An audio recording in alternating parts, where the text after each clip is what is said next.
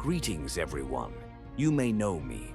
I am Sunny, the blood hunter of the Core Krone Enforcers. On October 9th, something that had never been seen before on the great Turtle WoW server of Tel'Abim happened. The first chapter of the grand event of Dominion of the North took place.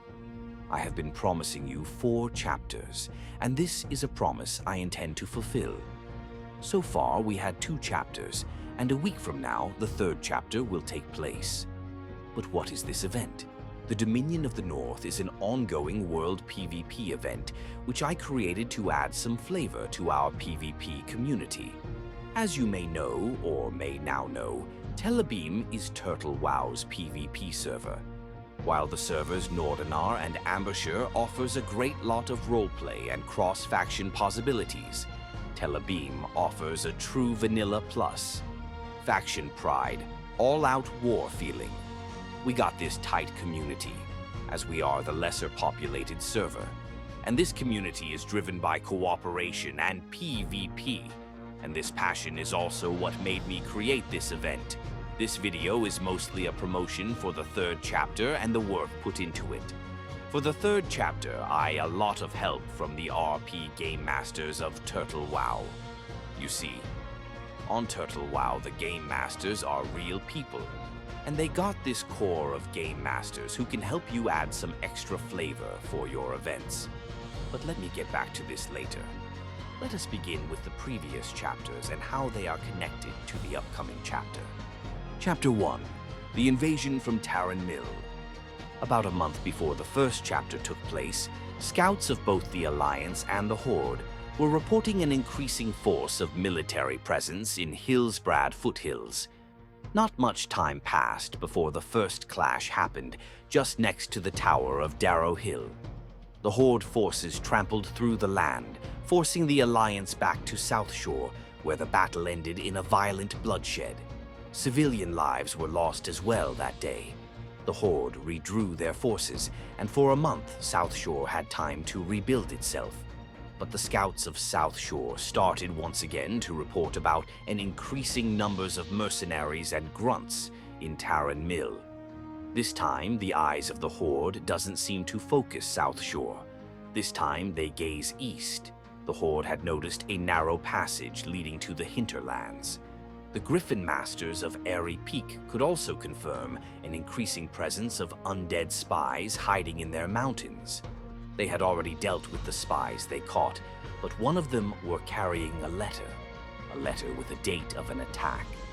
Agent Krusk, a Horde commander stationed in Tarren Mill, asked the Horde to form an attack on the Wildhammer clan in Aerie Peak.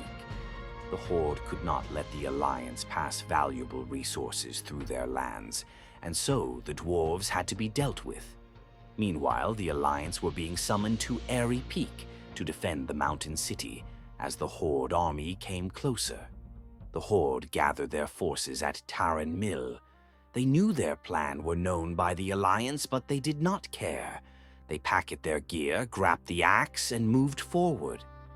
Not long after they spotted the first scout, quickly and swift they hunted them down, driven by bloodlust and a feeling of victory. As they got into the narrow passage, the air changed. No birds were to be heard, no noises, not even the wind made any sound as it swept through the grass. I picked up the dirt. I knew something were off. And there they were. The Alliance were many. They brought a defense stronger than the Horde had expected. For a long time, the Horde tried to push through, but they were outnumbered and drilled down by range attacks. Slowly but steady, the Alliance pushed the Horde back, and then they charged. The attacking forces were brought to its knees. Those who did not flee paid the highest price that day. The Alliance moved forward to Tarren Mill. Even the guards hadn't foreseen this, and within a few minutes, many undeads had returned to their grave. From a forsaken village, it turned into a ghost town as the Alliance emptied the streets. Some were running to the mountains, but many were slaughtered. But the Alliance did not stop there. No, they pushed forward to Undercity. They breached the walls and entered the city. The Death Guard fought bravely, but the Alliance outnumbered them. After the failed attack on Aerie Peak, no help came that day, and the Forsaken had to flee into the sewers. Chapter 2: The Fight for the Arathi Basin. Ever since the failed attack on Aerie Peak, the Horde has been gathering resources to reclaim their presence in the Hillsbrad foothills. Tarren Mill was burned to the ground by the Alliance. A message to be sent, some claimed. The launch on Aerie Peak triggered something the Horde did not expect. The Alliance rallied under their blue banners and marched toward Undercity that same day after defeating their attackers. They even breached the gates. Almost 2 months later, things finally started to settle in the war zone of the Arathi, and the Horde could finally rebuild Tarren Mill. But they need resources, which the Alliance wouldn't give up so easily. 4 men Mortuus, who usually are working as a miner in the mountains north of Hammerfall, had been given the task to rebuild Tarren Mill. But after the terrible defeat against the Alliance, the resources for the project were few. The Horde were asked to bring as many resources back from the Arathi Basin as they could, but those lands were controlled by the Alliance. This would not be an easy task, and yet the Horde answered.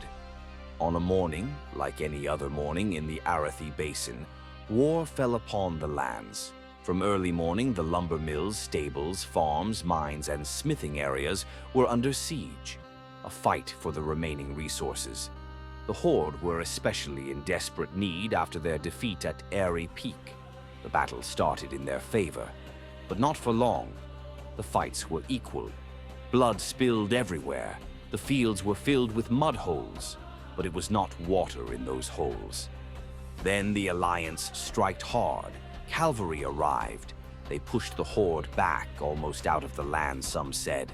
It looked grim for the Horde, but heavy-plated cavalry and muddy holes does not go hand in hand.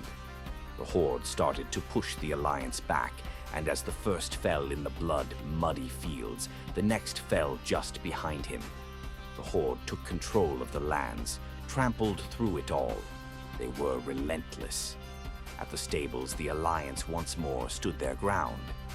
"Don't let them pass," a commander yelled, just as an orc cleaved him in two.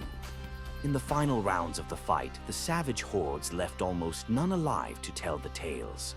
The victory for the Arathi Basin went to the Horde. Chapter 3: Reclaim the Resources.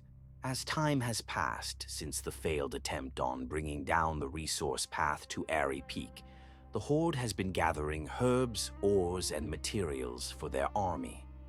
Recently, a big clash happened in the Arathi Basin, where the Horde once again faced the might of the Alliance. But the Horde managed to outnumber them, and not only plunder the lands, but also push the Alliance front back. As the Horde were moving their new resources west to Tarren Mill, they realized that the Alliance were also on the move. Caravans in the Arathi Highlands have been spotted going south, aiming for Iron Forge, moving resources the Horde still desperately needs. A week from now, the armies of the Horde and the Alliance will meet once again, this time at the Great Bridge of Thanol Span, the bridge connecting the northern lands of the Easter Kingdom to the Black Orc-infested wetlands. Who will take home the resources? Will the Horde finally be able to reclaim their presence in the Arathi Highlands and the Hillsbrad foothills?